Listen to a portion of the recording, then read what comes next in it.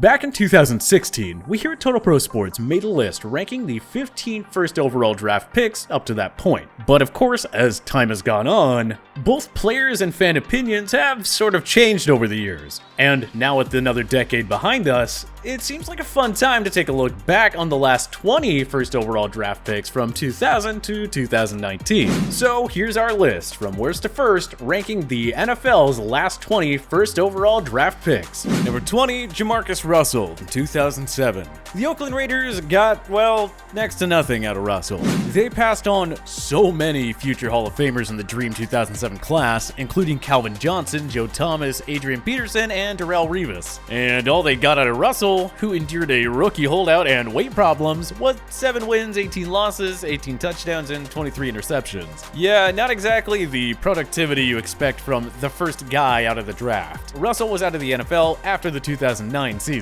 Number 19, David Carr in 2002. The Houston Texans entered the NFL in 2002, and the expansion franchise received the first overall pick that same year. They used that pick on Fresno State quarterback David Carr, but he simply couldn't amount to much with a lackluster supporting cast. He was sacked an NFL record of 76 times in his rookie year. Carr compiled a 22-53 record in 5 seasons as Houston's starter with 59 touchdowns against 65 interceptions.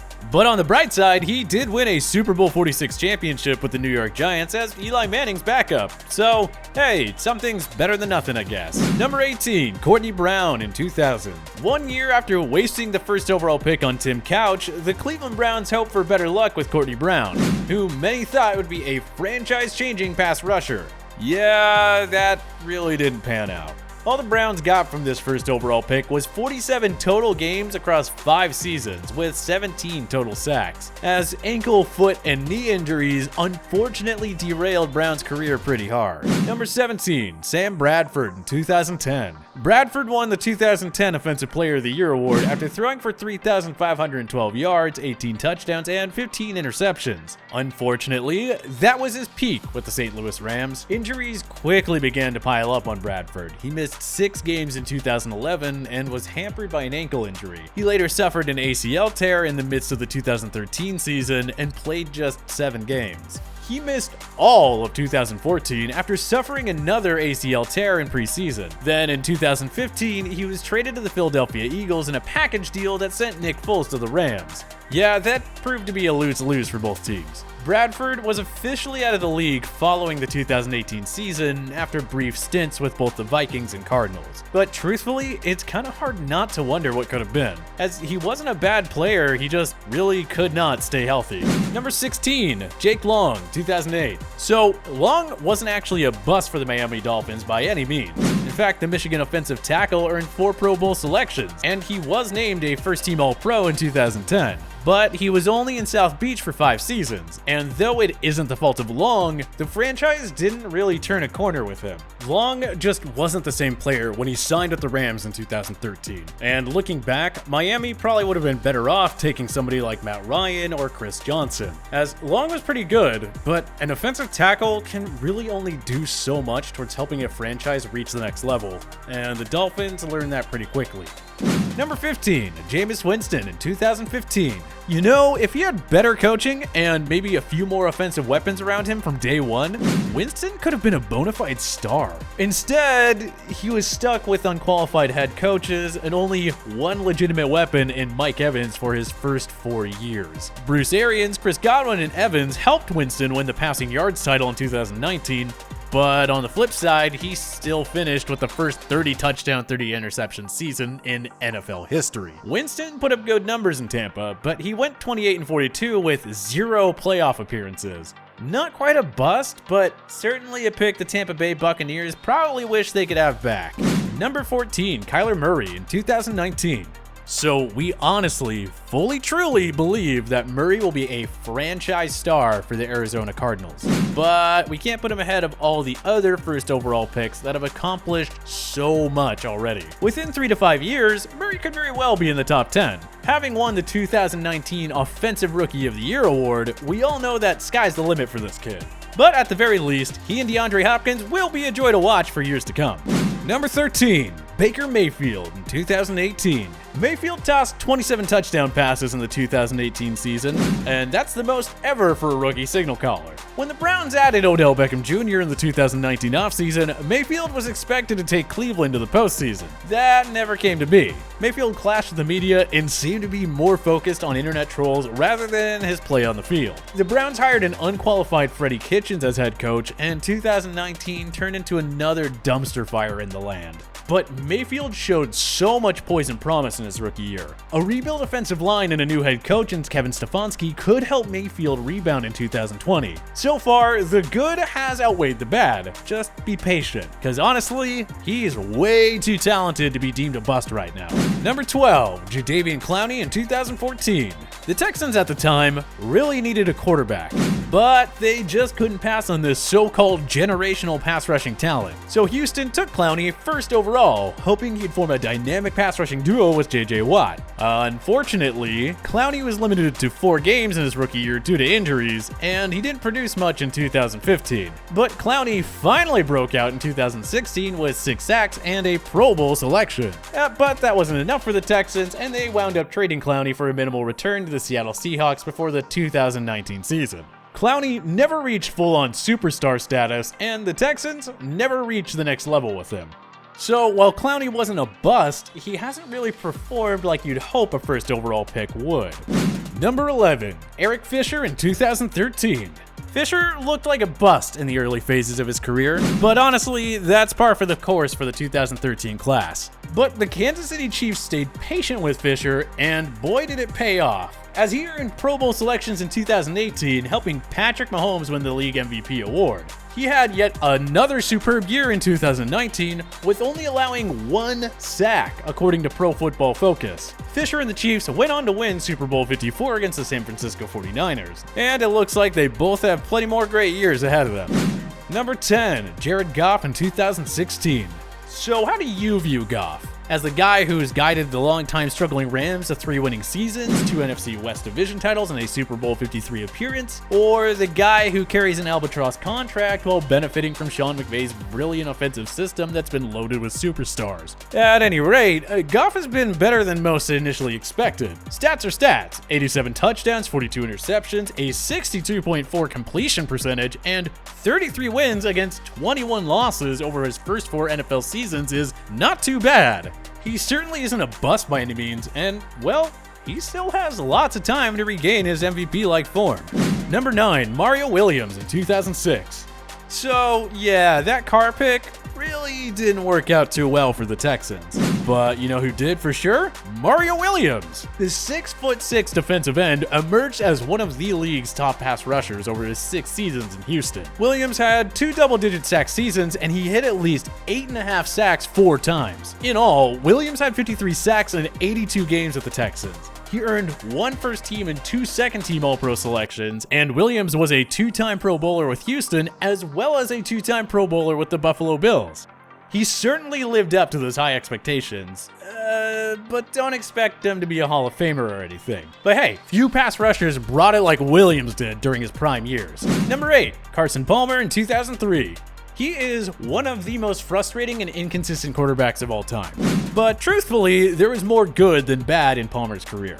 Palmer and Chad Ochocinco formed one of the best QB wide receiver duos of the 2000s. Palmer guided the long-struggling Bengals to AFC North Division titles in 2005 and 2009, despite an inept front office and cheap ownership. Palmer spent his final 5 years with the Arizona Cardinals. Unfortunately, injuries hampered his tenure there. But Palmer did guide Arizona to a 2015 NFC Championship game appearance. The 3-time Pro Bowler finished with 46,247 career passing yards and 294 touchdowns. So yeah, you know, not too bad. Number 7, Alex Smith in 2005. Many blasted the San Francisco 49ers for staying patient with Smith, who simply got nothing going in his first 5 NFL seasons. In fact, he missed all of 2008 due to a shoulder injury. But Smith finally broke out in 2011, the first year under head coach Jim Harbaugh. Smith excelled as a game manager and helped San Francisco reach the NFC Championship game. Unfortunately, he lost his starting job to Colin Kaepernick during the 2012 season, and Smith was traded to Kansas City in the ensuing offseason. Smith enjoyed 5 quality years in KC, leading them to winning seasons in each, along with 4 playoff berths and 2 AFC West Division titles. He also earned 3 Pro Bowl selections during his time with the Chiefs. And it's a real shame that a gruesome, life-threatening leg fracture ended his 2018 season with the Washington Redskins, because Smith proved to be a great fit for Jay Gruden's offense. At any rate, Smith shrugged off the bust label and was one of the game's most consistent and winningest quarterbacks of the 2010s. Number 6, Michael Vick in 2001. The Atlanta Falcons traded up to get Vick at number 1 overall. And, yeah, they did good. Vick emerged as one of the most dynamic dual-threat signal callers the NFL had ever seen. The ultimate highlight reel machine dazzled with his incredible rushing abilities. He earned 3 Pro Bowl selections and took Atlanta to the playoffs in 2002 and 2004, making it to the NFC title game in the latter year. Vick not only completely revolutionized the quarterback position, but he managed to return the Falcons to relevance after so many losing seasons in the 80s and 90s. Number 5, Andrew Luck in 2012. Luck shocked the football world when he retired just before the 2019 season. Injuries, unfortunately, derailed him in the second half of his career, and he was forced to miss the entire 2017 campaign. But hey, let's focus on the good here, because with Luck, there is a lot of good.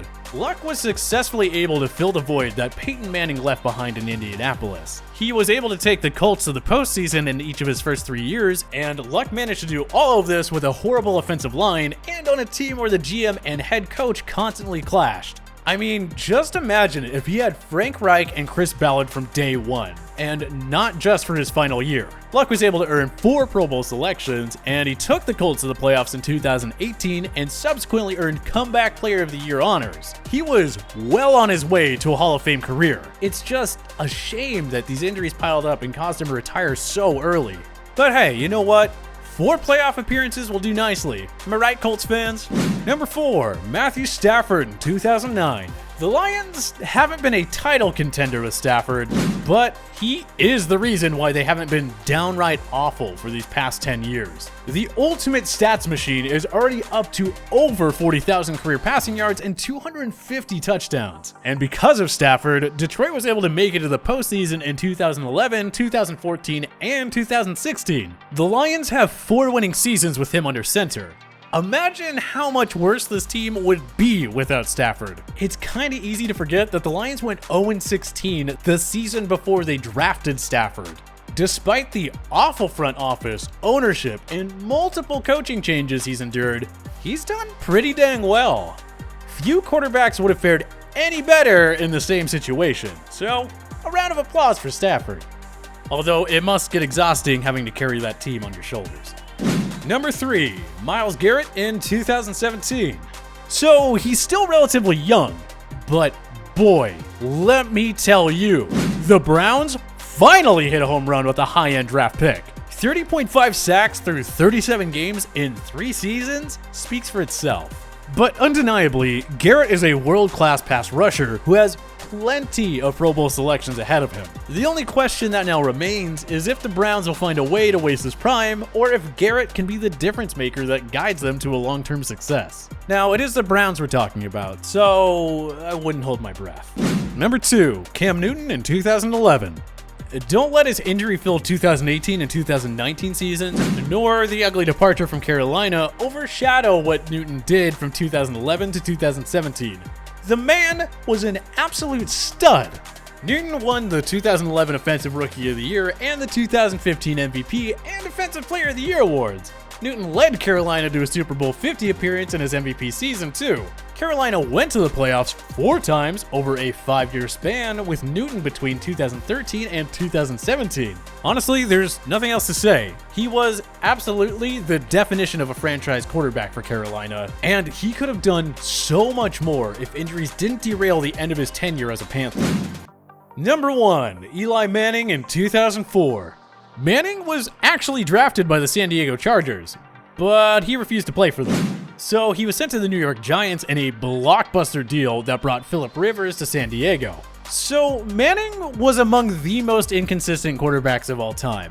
But guess what? 2 Super Bowl rings and 2 Super Bowl MVPs speak for themselves. And guess what? You play to win the game, and that's what he did. Manning climbed the mountaintop twice. In fact, he probably did enough to earn a Hall of Fame induction with over 57,000 career passing yards and 366 touchdowns. He wasn't the most talented first overall pick of the past 20 years, but Manning turned out pretty well worth it. So, hit us up if and or when one of these first overall selections win 2 Super Bowls and 2 MVP awards in the big game. Okay, thanks. What changes would you make to our rankings of the last 20 first overall picks? You can let us know in the comment section below. If you like this video and learned a thing or two, clicking the like button helps out a ton, and we appreciate it. If this is your first time coming around to TPS though, subscribing is an excellent idea as we put out videos like this every single day. But, as always, thank you so much for watching, and we'll see you guys next time.